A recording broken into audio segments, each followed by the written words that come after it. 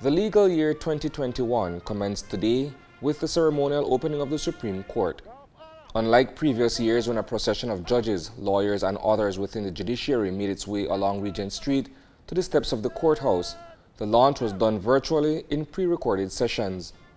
For the first time in the history of Belize's judicial system, a woman is the presiding judge of the High Court.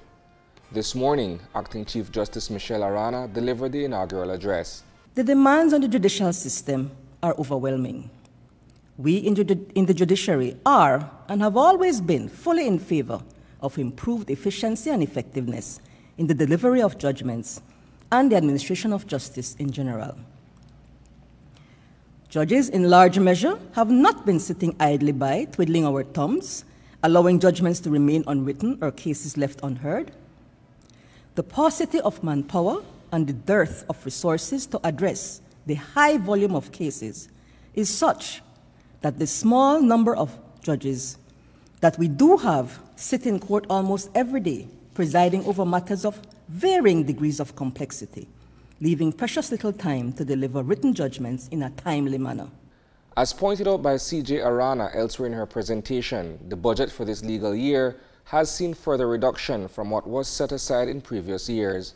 This year's budget for 2020-2021 has been further reduced to $9,182,355 Belize dollars, or 0.083% of the national budget. The harsh reality is that the optimal judicial system that we all envision and desire is simply not attainable on the present underwhelming and inadequate shoestring budget, especially under the present dire circumstances. We are and have been woefully under-resourced and underfunded for many years, and as a result, we suffer from chronic problems which fundamentally and directly impact the level of our productivity and efficiency on a daily basis. Addressing the empty courtroom that is the Chief Justice's chamber because of the existing COVID-19 measures was Attorney Ileana Swift, President of the Bar Association of Belize. She touched on a number of accumulated cases that have carried over from last year as a result of the pandemic and its effect on the function of the judiciary. We expect to see the recruitment of highly reputable judges to fill the current vacancies and to assist in clearing the current backlog in both the civil and criminal courts. While it is understandable that the courts were unable to sit at their full capacities last year, my lady, there should be no excuse for them not to fully sit this year. There is no doubt that a large backlog will be carried over as a result of last year's events. It is therefore imperative that both the bench and the bar do their part to ensure that matters are dealt with expeditiously and justly. In rounding off the trinity of speeches delivered by the leading women in the justice system, Attorney General Magali Marin Young spoke of the shortfalls of the previous government administration in addressing the infrastructural needs of the judiciary. The new administration has inherited a woefully neglected judiciary that is structurally in disrepair and that is demoralized.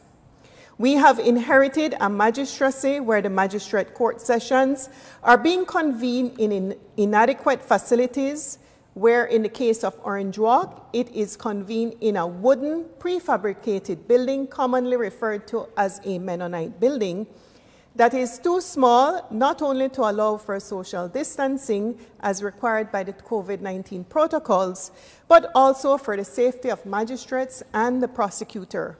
In contrasting its profligate spending on other infrastructure projects, AG Marin pointed to the years of neglect that has brought courtrooms to virtual disrepair. We live in a country where we have a 28 million Eleanor Hall Treasury building which is under construction, a 36.2 million superfluous airport link road that has now caused Western Pines residents and the Burrell-Boom Road to flood, and state-of-the-art sporting facilities such as the Marion Jones, which boasts a 10 million ferro-concrete fence.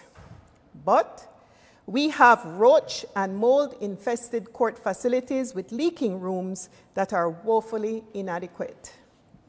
The former administration has spent millions unsuccessfully in litigation, spending by best estimates over $20 million in legal fees paid to private attorneys, but woefully underinvested in the judiciary, causing the infrastructure to decay.